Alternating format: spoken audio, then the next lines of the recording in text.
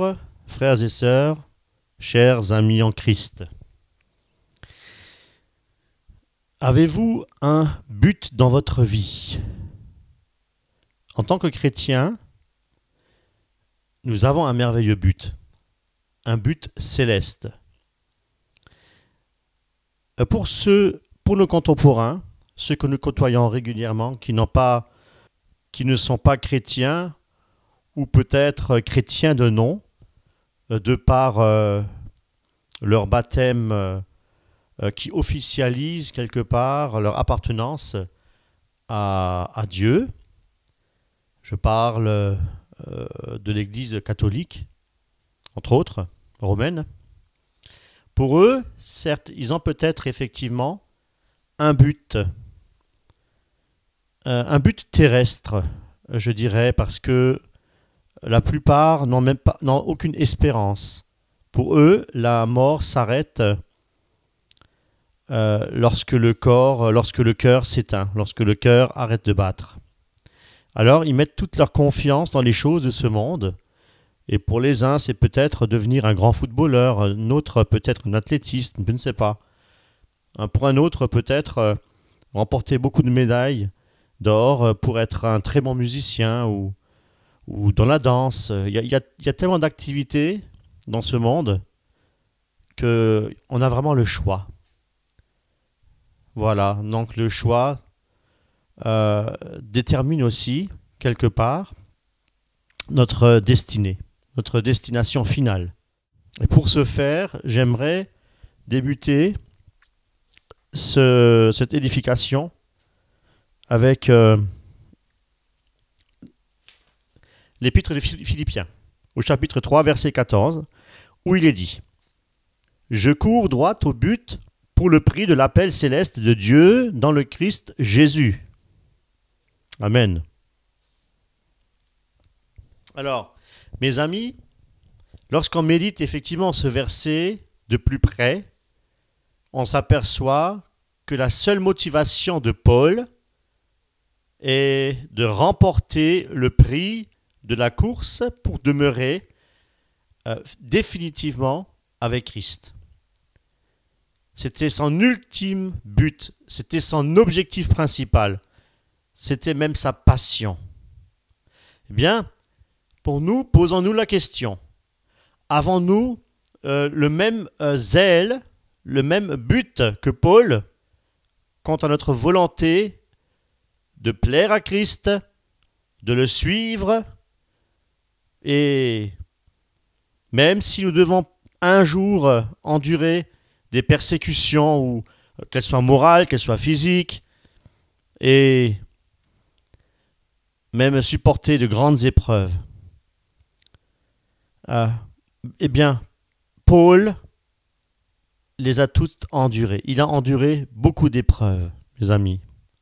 Alors, on va citer deux versets qui parlent bien de cela, deux versets parmi tant d'autres. Et nous allons donc 1 Corinthiens, au chapitre 4, verset 11, où il est dit « Jusqu'à cette heure, nous souffrons la faim, la soif, la nudité, nous sommes maltraités, errants çà et là. » Bon, il inclut également ses collaborateurs. Hein. Nous souffrons, nous, etc. Nous allons maintenant dans 2 Corinthiens, chapitre 6, verset 5. « Sous les coups, dans les prisons, dans les troubles, dans les travaux, dans les veilles, dans les jeûnes. » Alors, mes amis, malgré cela, rien ne l'arrête. Il court droit au but et il a continué à courir droit au but, connaissant le chemin qui est étroit. Jésus l'avait dit que ceux qui veulent vivre pieusement, eh bien, seront persécutés. L'apôtre Paul est vraiment un exemple par excellence. Malgré cela, il ne relâche pas. Il va de l'avant. Parce qu'il sait aussi ce qui attend derrière.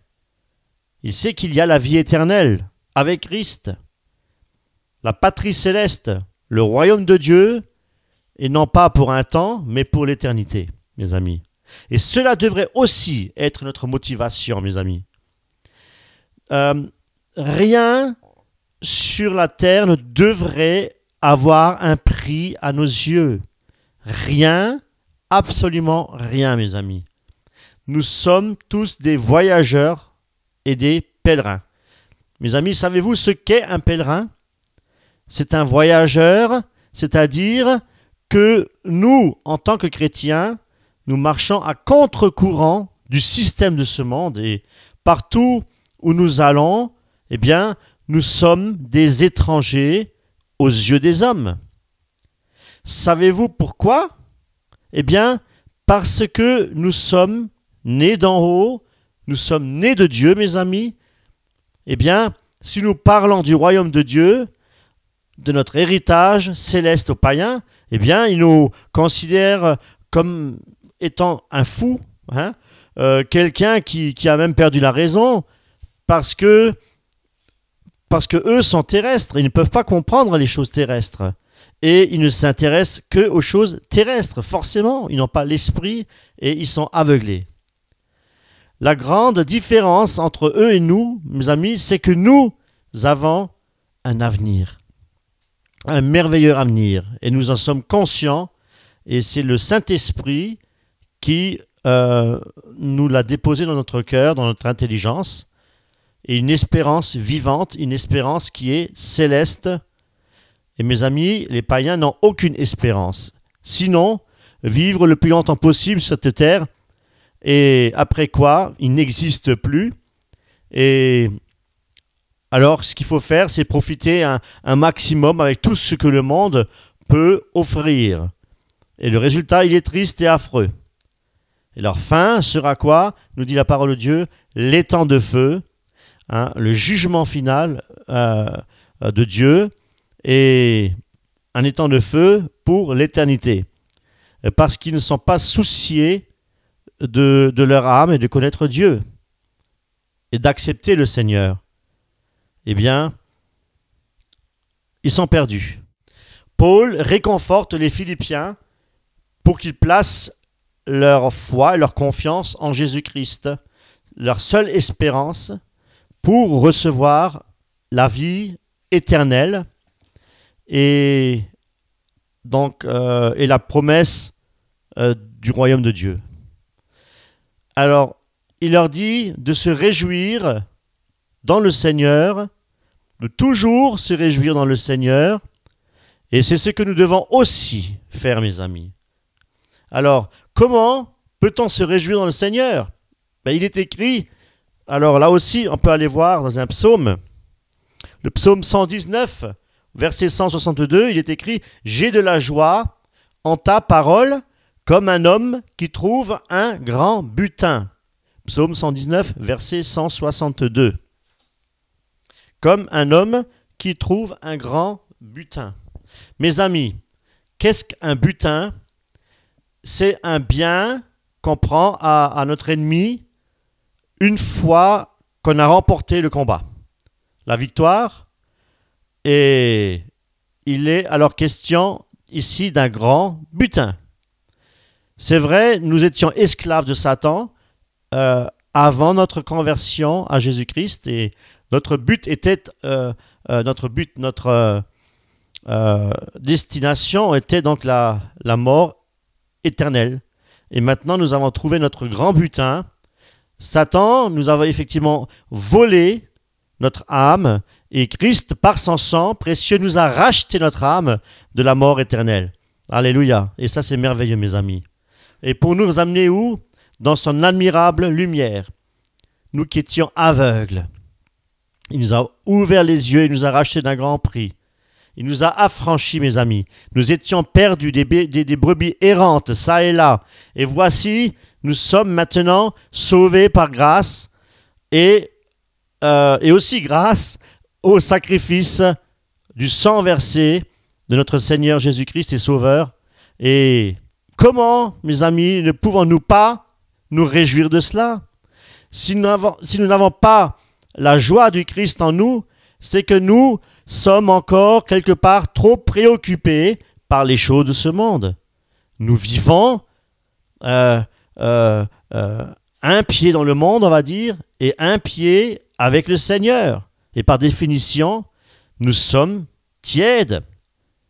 C'est écrit dans l'Apocalypse. Et les tièdes, Jésus les vomira, Dieu les vomira de sa bouche.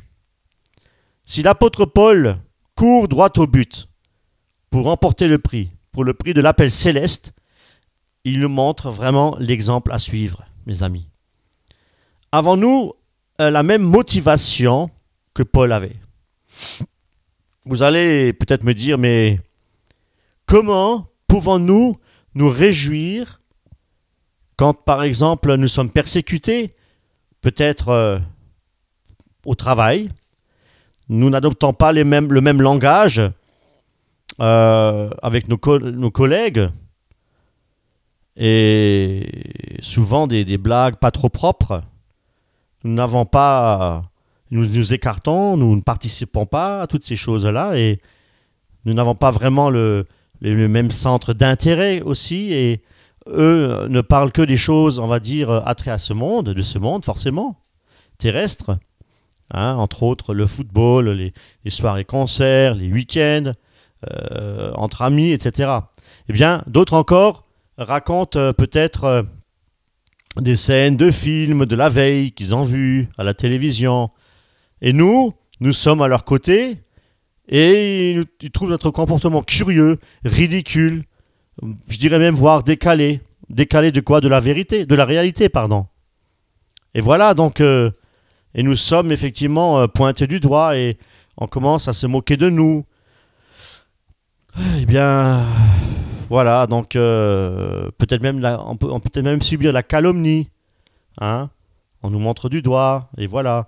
Et pourtant, nous devons nous réjouir toujours dans le Seigneur, nous dit la parole de Dieu, nous dit Paul aussi.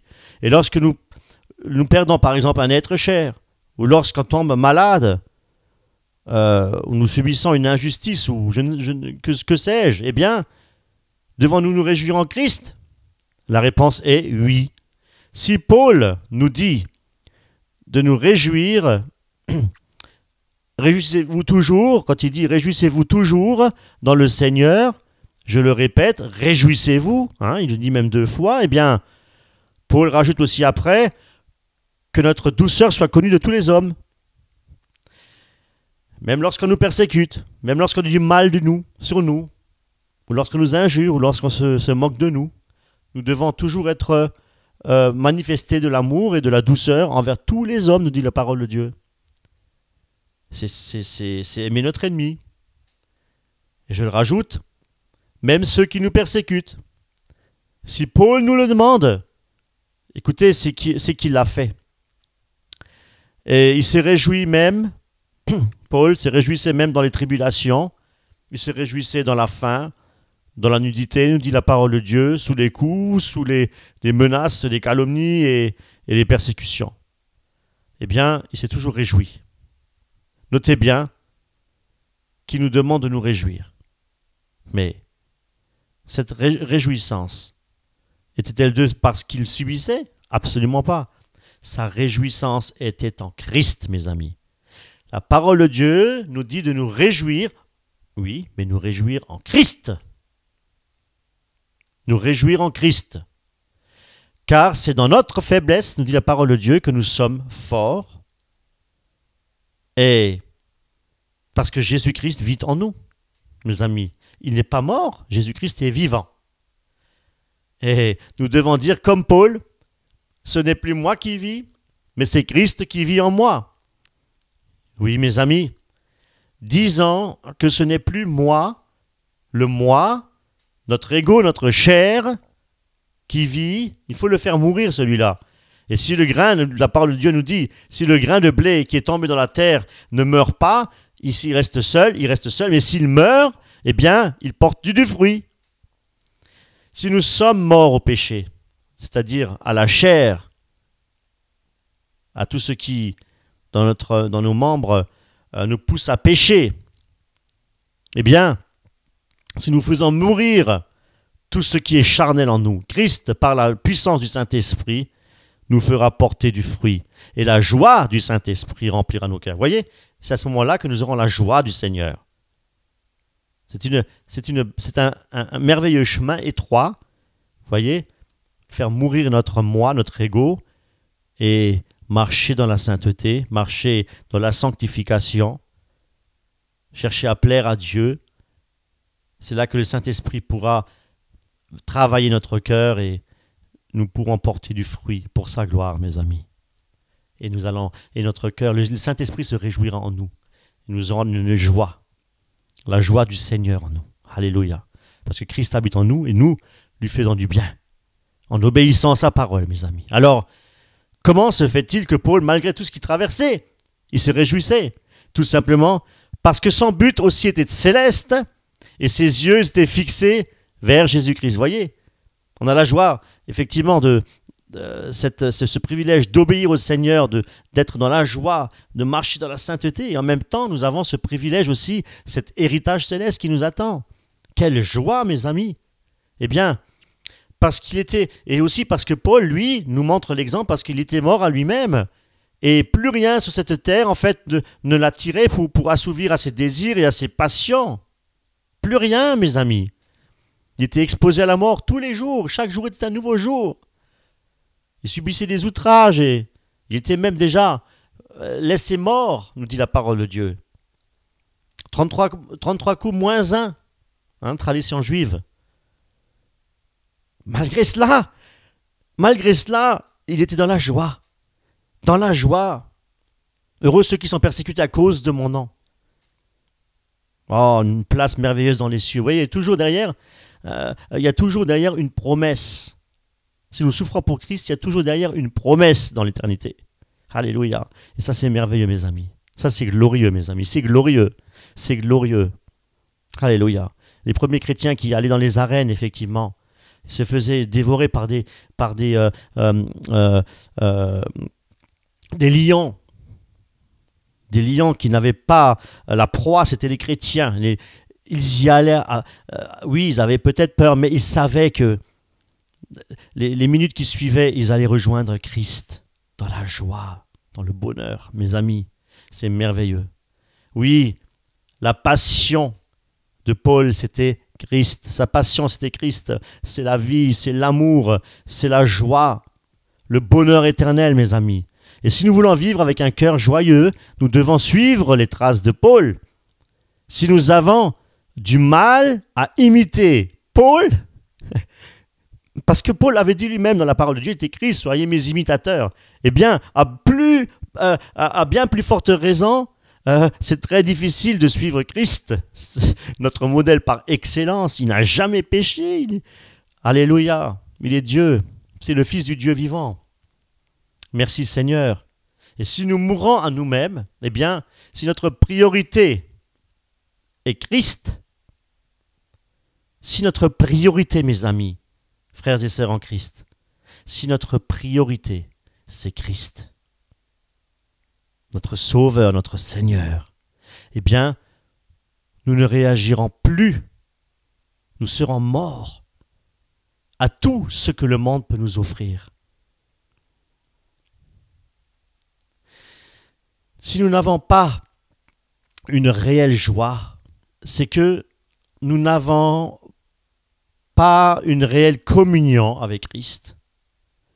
Peut-être une vie de prière qui est négligée, une méditation de la parole de Dieu de manière irrégulière, je dirais, qui manque même de profondeur, mes amis. Et ce qu'il faut, mes amis, c'est plutôt être régulièrement en communion avec Dieu, avec Christ. La Bible nous enseigne de méditer la parole de Dieu, jour et nuit, et encore de veiller et de prier, nous dit Jésus-Christ dans le jardin de Gethsémane, avant sa mort. Et ce n'est pas pour rien ces recommandations, mes amis, ce n'est pas pour rien. Nous avons besoin de nous fortifier dans sa parole, de nous ressourcer à travers une communion avec Christ dans la prière. Prier, c'est communiquer avec Dieu. Prier, c'est parler avec Dieu. Être en relation avec Dieu qui est vivant. C'est vrai que souvent de fois, lorsqu'on prie, on a l'impression de... Parce qu'on ne le voit pas, il n'est pas devant nos yeux, on a l'impression de faire un monologue. Hein, il y a pas de, on a l'impression de ne pas vivre un dialogue, hein, à deux, parce qu'on ne le voit pas. C'est facile de communiquer avec quelqu'un qu'on voit et on pose une question, on reçoit la réponse, hein, mais c'est différent. C'est différent. Les réponses qu'on reçoit, mes amis de Christ, c'est en rapport avec notre obéissance.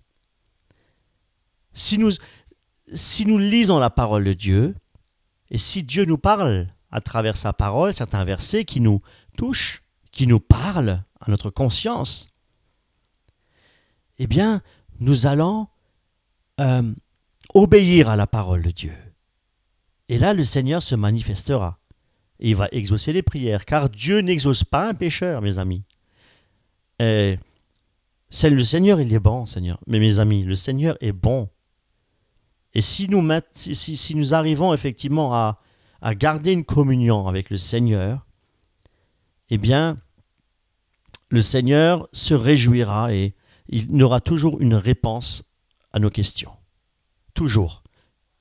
Alors, toujours, certainement pas selon notre volonté, mais selon sa volonté. Parce que sa volonté, c'est sa volonté qui est plus importante, parce que sa volonté, c'est pour notre bien, pour notre édification, pour notre croissance spirituelle. Et souvent de fois, nous sommes de chair, et souvent de fois, nous faisons des erreurs. Alors, si nous posons une question à Dieu, si nous avons une requête, une prière adressée à Dieu, et elle ne s'exauce pas dans notre sens, je dis bien, il ne faut pas baisser les bras, mes amis, et se dire c'était pas sa volonté. Parce que lorsque nous prions, nous devons toujours dire selon ta volonté. Et c'est ce que Jésus-Christ nous a aussi enseigné. Non pas ma volonté, mais ta volonté. Nous devons toujours diriger, mes amis, notre prière selon la volonté de Dieu et non pas selon notre volonté. Comprenez? Et c'est ça qui est important. Et si nous adressons une prière selon sa volonté, eh bien, il nous exaucera. Soit positif ou négatif. Mais nous aurons réponse à notre prière, mes amis. Restons obéissants au Seigneur. Voilà, ça c'est très important. Alors, aussi, est-ce que nous passons du temps à prier? Est-ce que nous passons du temps à lire la parole? Parce que on peut peut-être se dire, je n'ai pas toujours le temps parce que j'ai des journées chargées. Moi, je remercie le Seigneur, mes amis, parce que j'ai le privilège de prier tous les jours, déjà, d'office, 1h30. 1h30, 3/4 d'heure dans ma voiture pour aller à mon lieu de travail et 3/4 d'heure pour rentrer. J'ai déjà 1h30 de temps de prière, mes amis. Vous avez déjà pensé à faire cela? Au lieu d'écouter la radio, au lieu d'écouter même des chants ou des choses comme ça, ou des cantiques, prenez le temps de prier. Éteignez tout, passez du temps avec le Seigneur. C'est un temps que c'est un temps gagné. Vous voyez ce que je veux dire? C'est un temps gagné. Nous dire acheter le temps, c'est un temps gagné, mes amis. Et puis, au lieu de travail, nous avons aussi des pauses. Hein. Eh bien, pendant les pauses, on a tous maintenant un portable. Eh bien, je vous recommande un site qui est merveilleux, c'est BiblicQuest. Eh bien, vous pouvez lire des commentaires, vous pouvez lire la parole de Dieu. Hein. Vous pouvez lire des édifications spirituelles, hein, pour nourrir votre âme pendant les pauses. Vous n'êtes pas obligé de rester là sans rien faire. Vous voyez? Donc, tous ces temps-là sont des temps précieux, hein, pour le Seigneur. Toujours se prendre un temps pour le Seigneur. C'est très important, mes amis. Dans une journée, nous devons prendre le temps pour le Seigneur. Que nous travaillons ou quoi que nous fassions. Hein, toujours se prendre le temps pour le Seigneur, mes amis. Eh bien, nous avons aussi le temps toute la journée, au moment de toute la journée, même lorsque nous sommes en pleine activité dans notre travail, hein, nous pouvons aussi, de temps en temps, Il y a des moments où nous pouvons prier en silence, dans notre cœur. Et pourquoi pas aussi, selon la direction du Saint-Esprit, témoigner et annoncer l'Évangile, selon la direction de l'Esprit. Donc il faut avoir le discernement, il faut être prudent, mes amis. Il faut être prudent, parce que nous sommes quand même à notre lieu de travail. Comprenez qu'il est possible toute la journée d'entretenir une relation avec Christ.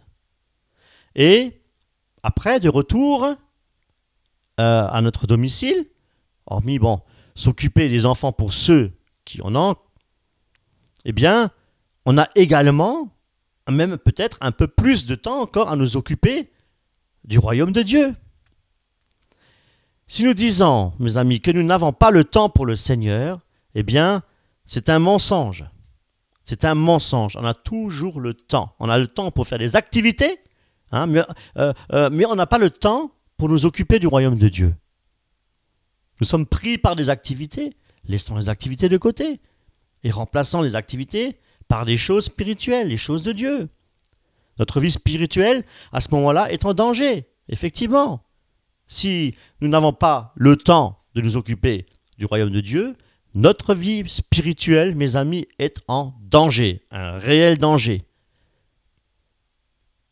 Eh bien, c'est que vraiment notre amour pour le Christ est tiède. Tiède parce que trop préoccupé justement par les choses de ce monde. Et, mes amis, il est aussi impossible de nous réjouir en tout temps. Un autre obstacle peut-être qui attriste le Saint-Esprit, eh bien, au lieu d'être rempli de joie, notre cœur devient triste. Là, il s'agit en fait de la désobéissance. Mais moins nous avons une relation avec Dieu, plus nous désobéissons à sa parole. Et plus nous avons une relation avec Dieu, et plus notre cœur se réjouira, mes amis, quelles que soient les épreuves que nous devons traverser. Parce que la joie déposée dans notre cœur nous donnera l'assurance du salut, la joie et la paix.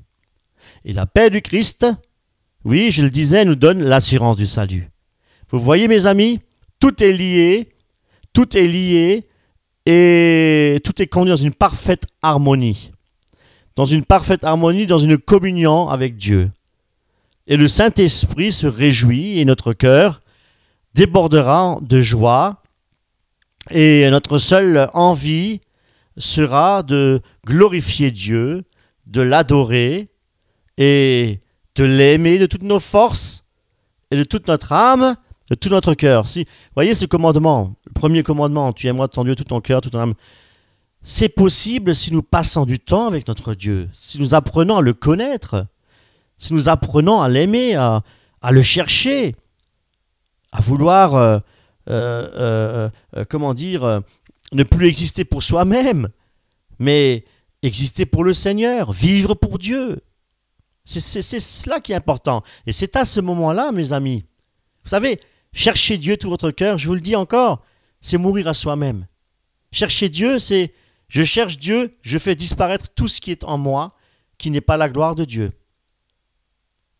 Voilà. Tout ce qui m'empêche d'avoir une relation avec Dieu, eh bien, je laisse de côté, je m'en débarrasse. C'est ça, aimer Dieu. Aimer Dieu tout son cœur, toute son âme, c'est donner notre priorité au Seigneur. Vous voyez, mes amis, une communion régulière avec notre Seigneur nous poussera toujours, par la puissance du Saint-Esprit, à adorer Dieu, à rentrer dans une adoration. Glorifier Dieu, lui rendre toute la gloire. Et c'est cela être en Christ, mes amis. C'est ça être en Christ. C'est ça être aussi chrétien. C'est ça un chrétien, mes amis. Car sur cette terre, mes amis, nous sommes que des voyageurs et des pèlerins. Et notre cité, elle est céleste, elle n'est pas terrestre. Notre joie doit être centrée sur la personne même du Seigneur Jésus-Christ, parce qu'il nous a lavés. Il nous a lavés par son sang et nous a rachetés d'un grand prix. Et il est aussi notre sécurité, la sécurité de notre âme, face aux dangers, face aux circonstances aussi de notre vie, de nos vies, et dans les épreuves. Mes amis, nous devons nous réjouir pour cela. Christ est toujours à nos côtés, même lorsque nous passons par la vallée de l'ombre de la mort, mes amis, dans le psaume. Et nous n'avons rien à craindre. Nous n'avons vraiment rien à craindre parce que Dieu est toujours là. Il est toujours là pour nous. Il ne nous abandonnera jamais si nous lui restons fidèles et si notre seule préoccupation, notre préoccupation principale est de l'aimer. Et aimer Dieu, c'est obéir à ses commandements. Le psaume 23 nous dit que sa houlette et son bâton nous rassurent. Parce qu'il est notre bon berger. Eh bien, mes amis, nous avons du prix aux yeux de Dieu. Dieu pense nos plaies. Il prend soin de ses brebis. Et s'il y a une brebis de la bergerie qui s'égare, il va chercher la brebis perdue pour la ramener au bercail. Mes amis, une seule brebis. Dieu nous aime. Et nous sommes devant Dieu une perle de grand prix, mes amis. Un tellement grand prix que Jésus-Christ s'est sacrifié sur la croix volontairement pour nous racheter. Christ doit être notre passion, mes amis. Notre passion. Si nous savions vraiment ce que Dieu nous réserve dans le ciel, il y a plusieurs demeures dans la maison de Dieu. Si nous savions à quoi ressemble la Jérusalem céleste, mes amis, nous serions à genoux du matin au soir à louer Dieu, à glorifier Dieu, comme le font les anges dans le ciel qui adorent Dieu jour et nuit, en permanence. Oh, si nous savions, mes amis, ce qui nous attend, mes amis, dans le ciel, nous passerons beaucoup plus de temps à glorifier Dieu, à l'aimer. Et nous sommes, la Bible dit, nous sommes une créature merveilleuse. Et nous sommes aussi devenus ses enfants. Nous sommes des enfants de Dieu vivant, mes amis. Nous avons un papa, nous avons un Père céleste dans le ciel qui nous aime tellement. Jean 3,16, qu'il a donné son Fils unique pour nous sauver, pour nous racheter par amour, mes amis. Et le désir de notre Père céleste, mes amis, c'est que nous le connaissions. Nous devons le chercher pour le connaître. Il va se révéler.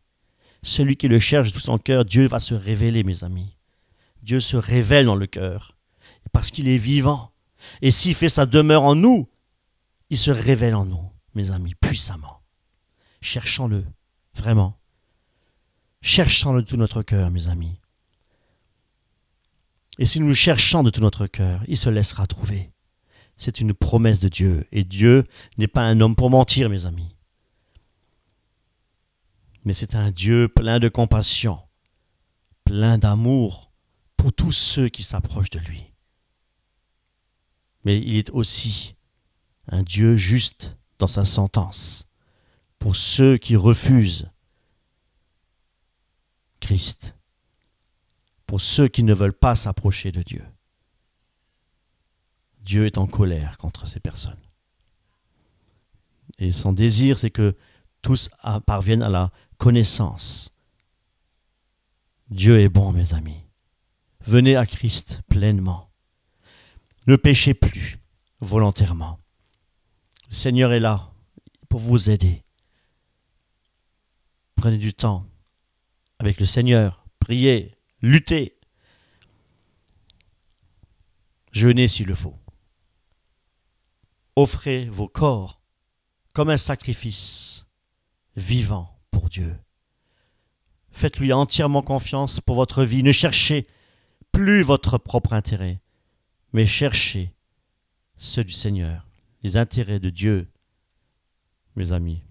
Cherchez les intérêts de Dieu. Mais cherchez ceux du Seigneur.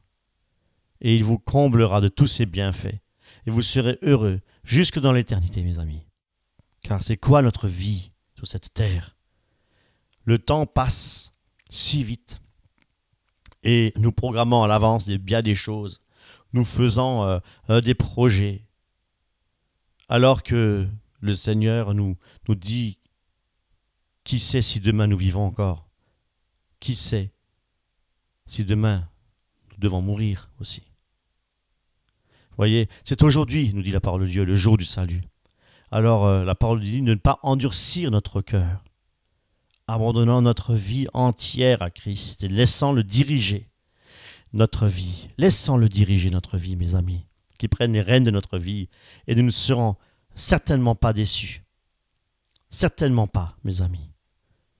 Sacrifiant nos activités stériles et remplaçant-les par quelque chose qui nourrit notre âme. Par exemple, la lecture une lecture assidue de la parole de Dieu, de les Écritures, et établir une vraie communion avec Christ dans la prière et dans le service, mes amis. Et si nous sommes encore trop préoccupés à notre petite vie, eh bien, nous ne pouvons pas être serviteurs de Dieu. Laissons nos passions, nos préoccupations, etc. Et occupons-nous, mes amis, occupons notre esprit aux choses impérissables, parce qu'il viendra un temps, il viendra un jour, mes amis, où nous ne serons plus sur cette terre. Le temps passe si vite, très très vite, et Dieu nous le dit de racheter le temps, car les jours sont mauvais. Racheter le temps, mes amis, c'est ne pas perdre de temps dans les choses futiles, des choses qui ne nous édifient pas, des choses éphémères. Et racheter le temps, mes amis, c'est lui consacrer toute notre énergie, lui consacrer beaucoup de temps dans ce qui nourrit notre âme. La lecture de sa parole, la méditation au quotidien, la prière, un dialogue avec notre Seigneur et l'obéissance à sa parole, et puis aussi l'évangélisation, parce que l'évangile est un partage, mes amis. Et c'est un partage au quotidien, là où Dieu nous envoie, selon la direction du Saint-Esprit. Et je terminerai encore avec 2 versets qui doivent être gravés dans notre cœur. Des versets, lorsque nous passerons par des moments très difficiles, eh bien le Saint-Esprit les rendra vivants dans notre cœur et nous pourrons dire comme Paul, de nous réjouir en Christ. Mes amis, à Dieu, à lui seul, la gloire, l'honneur et la puissance au siècle des siècles. Et je vais donc vous lire ces 2 versets pour terminer. Jean 14, verset 1. Que votre cœur ne se trouble point. Croyez en Dieu et croyez en moi. Il y a plusieurs demeures dans la maison de mon Père. Si cela n'était pas, je vous l'aurais dit. Je vais vous préparer une place. Et lorsque je m'en serai allé et que je vous aurai préparé une place, je reviendrai et je vous prendrai avec moi, afin que là où je suis, vous y soyez aussi. Et Jean chapitre 17, verset 24.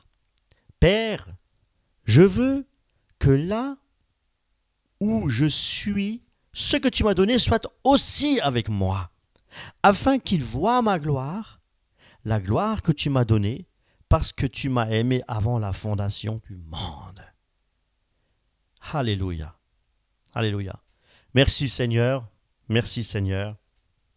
Et mes amis, Je vous laisse avec ces 2 versets. Mémorisez-les, apprenez-les même par cœur. Et lorsque vous passez par des tribulations, des moments très difficiles, souvenez-vous, le Saint-Esprit vous rappellera ces versets. Soyez richement bénis dans l'attente de sa glorieuse venue. Amen.